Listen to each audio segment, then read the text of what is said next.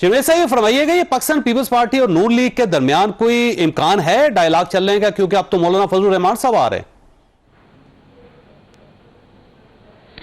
जी शुक्रिया चौधरी साहब।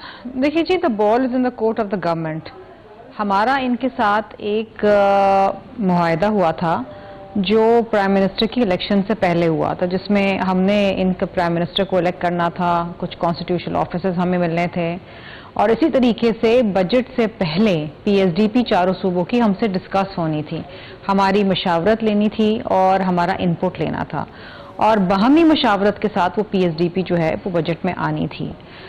जहां तक बजट का ताल्लुक है और पीएसडीपी की डिस्कशन का ताल्लुक है, वो हुकूमत की जानिब से नहीं हुआ। Now this is a gross violation of the agreement.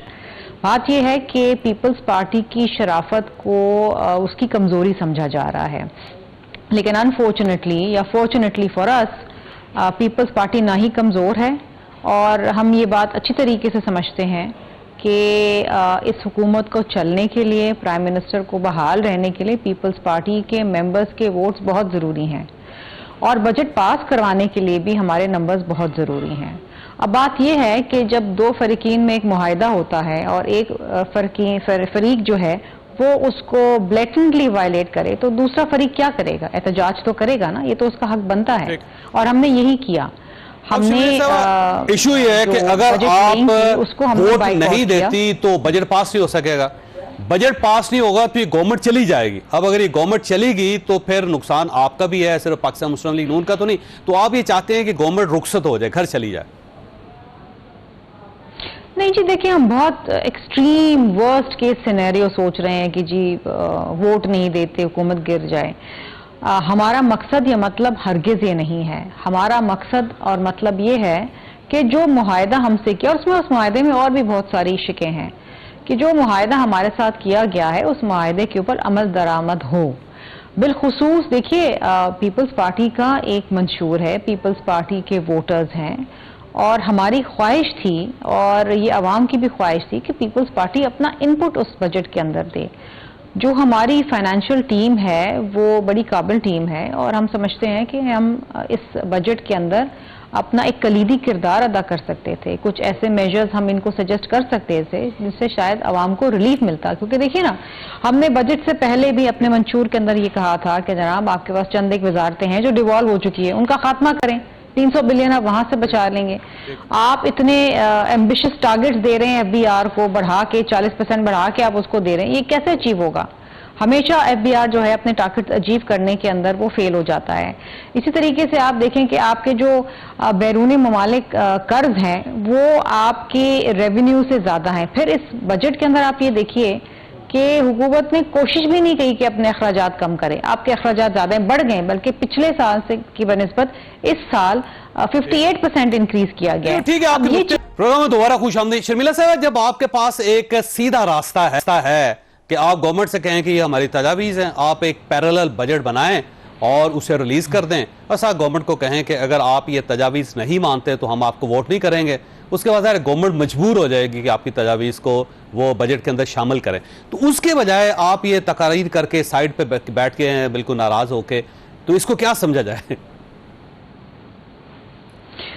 देखिए जी, कल जो हमारा फैसला था कि हम बजट लेंग के इजलास के अंदर हम कल की तारीख में नहीं बैठेंगे, वो हमारा एक एहतजाज था।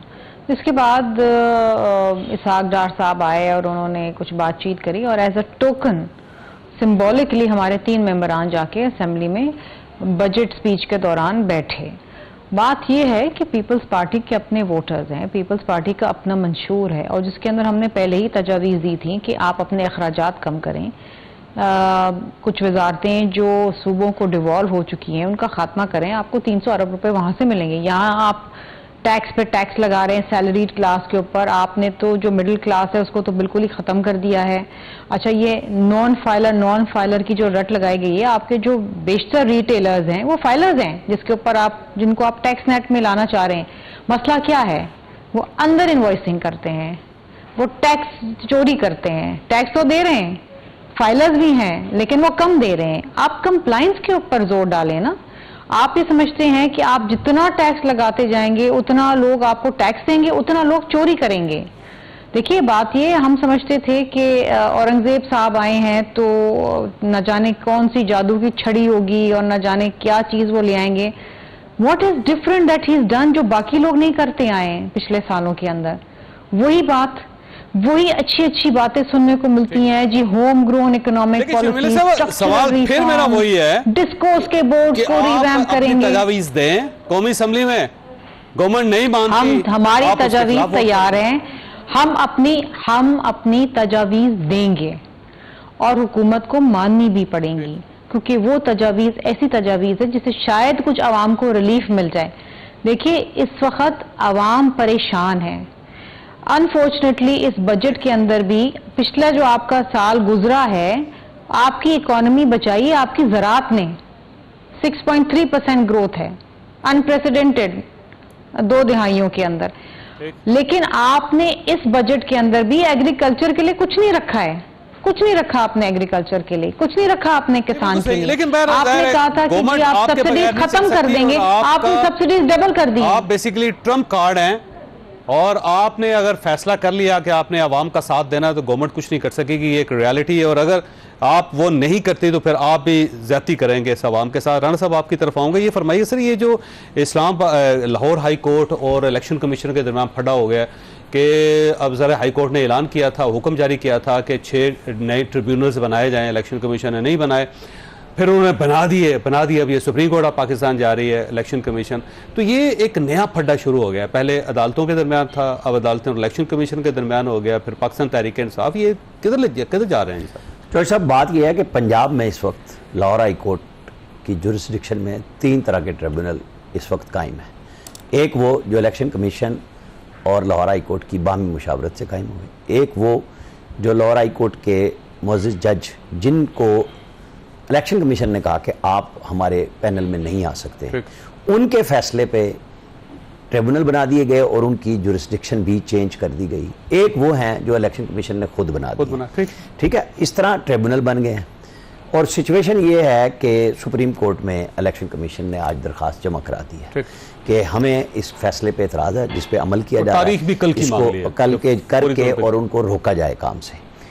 अब वहाँ चीफ जस्टिस साहब समझ रहे हैं, ज़ाहिर है उनका इख्तियार है कि वो कहते हैं ये मेरा इख्तियार है। उन्होंने ख़त लिखा, उन्होंने कहा कि पिछले चीफ जस्टिस सरदार रज़ा लिख के गए हैं कि आप पैनल देंगे, चुनेंगे हम, आप खुद नहीं बना सकते क्योंकि ट्रिब्यूनल का जो इख्तियार है बनाने का वो इलेक्शन कमीशन का है। तो दोनों आईनी इदारे हैं। यहाँ पे कुछ अर्सा पहले विमेन एम्बोड्समैन शायद अब्बासी साहिबा थी, उन्होंने मंसूर अली शाह साहब को लाहौर हाई कोर्ट में शायद वो थे, तो उन्होंने तौहीन अदालत का नोटिस भी दे दिया था। उन्होंने उनको किया और फिर वो मामला चीफ जस्टिस ने उस वक्त संभाला। वो स्टैट्यूटरी बॉडी है, वो कानून के तहत बनी है, ये आइन के तहत बना है इलेक्शन कमीशन। ये जब भी हमारे यहाँ मसला हुआ है, जब तक रिटायर्ड जज इलेक्शन कमीशन में रहे हैं उनको कभी तलब नहीं किया गया। जब से रिटायर्ड ब्यूरोक्रेट है, हर रोज उनकी, ये आज से नहीं, उमरता बंदयाल साहब भी जब सेनेट के इलेक्शन में कह रहे थे कि आप फटाफट इसको ओपन करें, उन्होंने कहा जी आप लिख के दें, ऑर्डर करें, हम कर देंगे। आप हमसे कह रहे हैं हम नहीं करेंगे, वो नहीं माने क्योंकि आइन में लिखा हुआ है कि आपको सीक्रेट बैलेट करना है। अब हमने असल में खेल ये बना लिया है कि हर इदारा अपनी डोमेन से बाहर जाके खेलता है। तो ये असूल सब ने शुरू कर लिया। ये बहुत बड़ा फड्डा है। इस्लामाबाद हाई कोर्ट में शोएब शाहीन साहब साथ बैठे हुए, इनका अपना केस है, वहां पे भी ट्रिब्यूनल आ गया हुआ है। तो अगर हम सब इदारे अपनी अपनी डोमेन की बजाय इंक्रोचमेंट्स में जाएंगे, अब सुप्रीम कोर्ट ने मना किया है कि हाई कोर्ट वो नहीं ले सकती सो मोटो, लेकिन इस्लामाबाद हाई कोर्ट में रोज सो मोटे हो रहे हैं, ठीक है। अब वो ये फैसला किसने करना है? ये चीफ जस्टिस ऑफ पाकिस्तान करेंगे। ये बड़ा अनफॉर्चुनेट है। इलेक्शन कमीशन का ख्याल है कि आप हमें अंडरमाइन करते हैं हर चीज में, आ जाओ और कर दो। वो कहते हैं, फिर उन्होंने फैसला कर लिया, 2 फैसले किए। एक ये कि हम ट्रिब्यूनल्स में जो लाहौर हाई कोर्ट ने इंडिपेंडेंटली बना दिया, हम उसमें नहीं जाएंगे, ठीक है। अब आप जाएंगे नहीं, आप एकतरफा फैसले कर लें, कैसे होगा? दूसरे, वो लाहौर हाई कोर्ट के दोनों साहिबान के खिलाफ सदारती रेफरेंस सुप्रीम जुडिशल काउंसिल में भेजने का ऐलान शायद कल या परसों कर देंगे, लेकिन हमारी इलेक्शन कमीशन भिजवा रहा है कि ये अपनी हदूद से बाहर जाके, ये कौन chief justice Lahore high court और जो जज साहब जिनका वो फैसला है, उन दोनों के खिलाफ, शाहिद बिलाल साहब मेरा ख्याल, नहीं, वो है शाहिद करीम साहब, उनके बारे में कि भाई ये अपनी हदूद से बाहर जा रहे हैं, हमने सब कुछ बताया था। ये उन्होंने सुप्रीम कोर्ट में अपील भी कर दी है। अपील ही लफ्ज कहते हैं या पता नहीं क्या कहेंगे, CPLA कर दिया। और वो इस तरफ भी जा रहे हैं। तो टकराव, बहरान इस मुल्क में यही कुछ है बढ़ता चला कि जा एक रहा तरफ अवाम के लिए कुछ नहीं है, दूसरी तरफ हर बंदा कहता है मेरा इख्तियार मेरा।